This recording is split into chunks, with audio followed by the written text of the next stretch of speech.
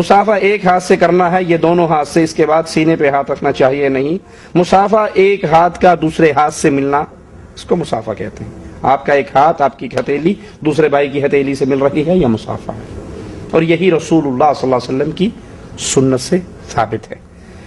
جو لوگ دو ہاتھوں کی دلیل دیتے ہیں، وہ صحیح بخاری کی ایک روایت ہے کہ رسول اللہ صلی اللہ علیہ وسلم کے دو ہاتھوں میں صحابی کا ایک ہاتھ، اور آپ اس کو کچھ تعلیم دے رہے، تو یہ مسافے کے باب میں نہیں ہے، بلکہ یہ تعلیم کے باب میں آپ کی محبت کا ایک انداز ہے۔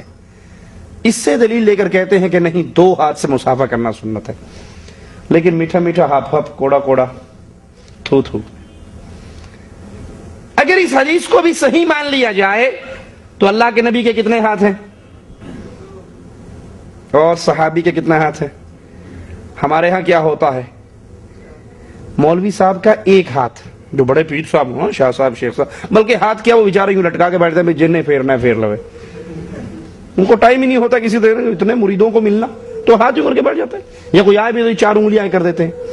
مرید صاحب آتے ہیں بڑی عزت سے، السلام علیکم، اب مرید کے دو ہاتھ ہیں اور پیر کی چار انگلیاں ہیں، ایسے ہی ہوتا ہے نا۔ اور وہ بھی خوش نصیب ہے جن کے چھوٹے موٹے پیر ہیں جو ان کو سلام کر لیتے ہیں۔ پیر پگھاڑے کے جو مرید ہیں ان کو تو سال میں ایک ہی دفعہ زیارت ہوتی ہے، یہ پیر نوری بوری سرکار ہے، وہ بھی سال میں ایک ہی دفعہ زیارت کرواتا ہے۔ اب یہاں جو ہمارے یہاں دھندا چل پڑا وہ اس حدیث کے بالکل الٹ ہے۔ مرید کے دو ہاتھ ہوتے ہیں اور پیر صاحب کا، شاہ صاحب کا، شیخ صاحب کا ایک ہاتھ ہوتا ہے۔ اگر یہی حدیث آپ اس کو مان کر دو ہاتھوں کی دلیل دیتے ہو تو پیارے بھائی آج سے آرڈر جاری کرو کہ جو چھوٹا ہو، مقام میں چھوٹا ہو، وہ ایک ہاتھ آگے کرے، اور جو بڑا ہو وہ دو ہاتھ آگے کرے۔